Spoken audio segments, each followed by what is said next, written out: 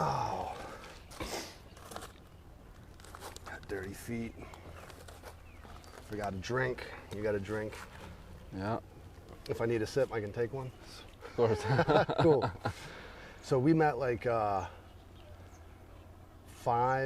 6 years ago. Is it 6 years? Yeah, 2018. 2018. Yeah. Yeah. And I remember Michael had built the room for a vet, but he hadn't hired a vet yet. So there was no vet, no clinic. And there was that room, I think I stayed in there, and then there was a bamboo hut. You stayed in there for like a couple nights, and the bamboo hut had like rats and lizards in it and stuff, and you were like, hey, let me sleep in there. So I got a picture, I'll find it, of me and you in the vet room. Yeah. You know? That was fun. Yeah. And this place is, and so that was 2018, and you had rescued Spirit. Spirit, yeah. Yeah, tell me about that. Where were you? What was going on? Tell me that story. Yeah, so back in 2018 I was living in Pattaya for a year, almost a year, with a friend of mine. I was taking some time off work, studying online, nutrition online, and just chilling in Pattaya. So one night, when I was going home from the gym, I saw this skinny, sick dog with a swollen face just standing there on the street drinking what seems like, for me, engine oil, because he was so thirsty. And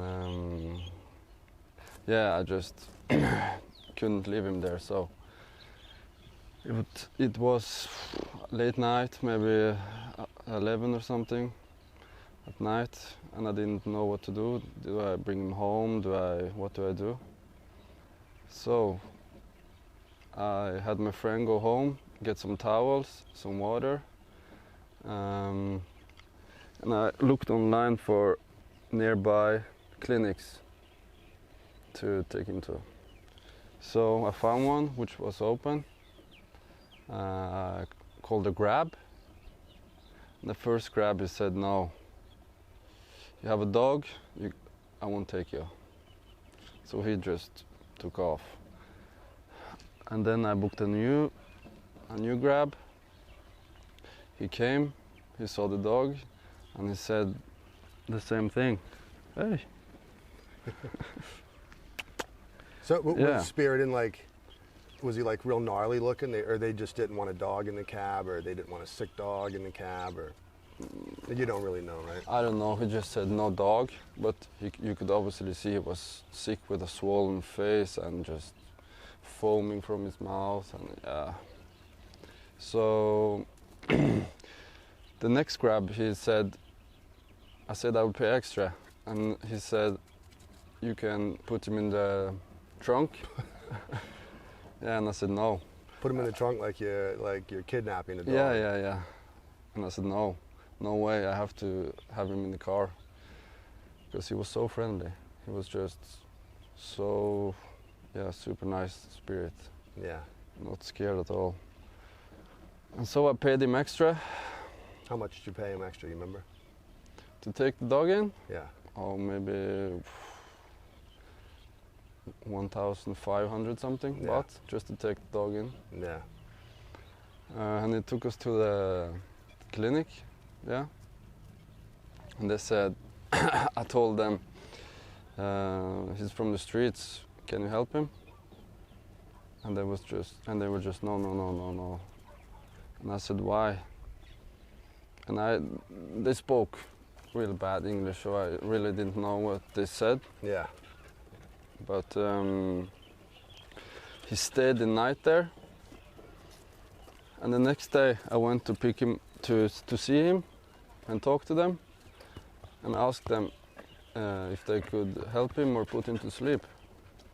And they said no, we don't put them to sleep here because of their beliefs. Yeah. And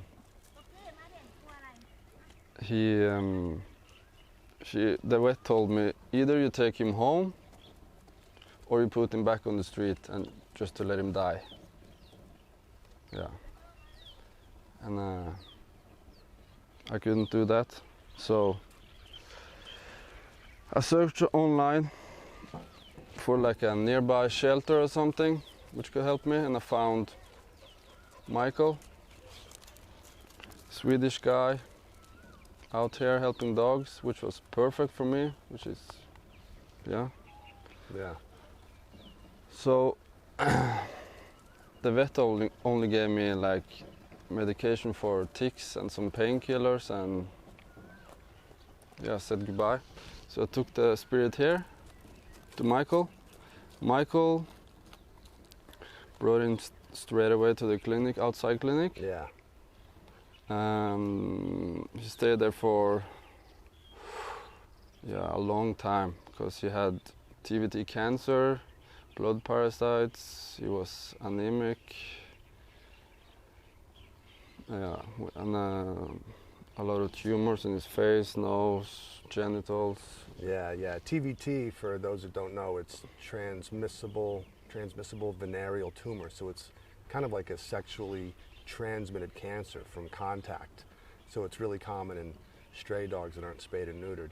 And in Spirit's case, it usually manifests either in the genitals or in the face or both. And he had it in both. And it disrupts the, like when it grows in the face, it can cut off they can't breathe, they can't eat.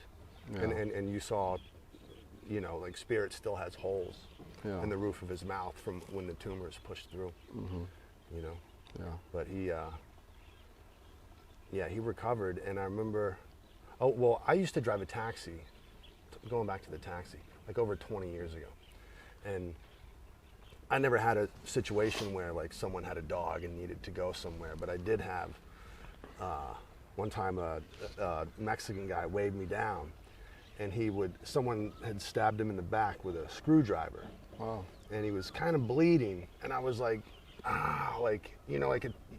your taxi, Yeah. It sounds terrible, but I was like, I don't really want. So I said, get in, but just lean forward. You know what I mean? Like, don't lay back. It wasn't like it wasn't crazy. Yeah. He just had a little hole in his back. Yeah. But yeah, I just wanted him to lean forward because it's not your taxi. You know what I mean? You got to clean it. And then in Thailand, some people don't. They view dogs differently. So, and the guy's just probably trying to, get an easy fare. Yeah. And keep his taxi clean. But at least the one guy. Yeah. He made some money, and he did a good thing. Yeah. And so Spirit. So Spirit recovered, and he lives right over there. Mm-hmm. And you came back in 2020, and you volunteered again. Yeah. And you got to hang out with Spirit. And 4 years later, you're back. I'm back. Yeah. And you walk them every day? Every day. And is he, how different is he now than when you? From, you mean 2018? Yeah, like I remember he was really skinny. Now he's like kind of chubby. And yeah. I mean, he's not chubby, he's like normal. He's a new dog, yeah. He is. He is. It's getting fat almost. He plays all the time. He likes to go on the walks. He likes to explore when we go on the walks. He's just a completely new dog. If you saw him back in 2018 and comparing him to now, it's, two different dogs. Yeah, because I remember too, for a while, like after he recovered, it almost seemed like he was kind of depressed. Like he would just lay around a lot. He would lay under those, there's those tables that the dogs lay on. He would lay underneath. But I know it's cool under there also. Dogs do like to lay under there for that reason. Yeah. But like you would have to kind of force him to go on a walk, And now he pretty much willingly goes, and he gets like playful, and he totally different dog. And he was rescued 6 years ago, so he's not a young dog. I don't know how old he is, but his teeth look old, He's probably like 11, 12 years old now. Yeah. But he's really happy. Yeah. And he would be dead, man, if it weren't for you seeing him out there in Pattaya. So Yeah, it would be pretty dead cool, if man. it wasn't for this place and Michael, because the vet in Pattaya told me just put him back on the streets and let him die there. So if Michael didn't save him, he would have been dead a long time ago. Yeah. So I hope that you don't wait another 4 years to come see Spirit again. You know? Maybe like next year, the year after, you know? Hopefully next year. But thanks a lot, man. And I've known you 6 years now, man, and we had some, that's pretty cool. Time flies. It doesn't seem like that long ago that we were... Staying on the floor inside. Sleeping on the floor. Yeah, you know? Time flies. Yeah, man. Thanks, Jonas. Yeah, thanks. All right, man.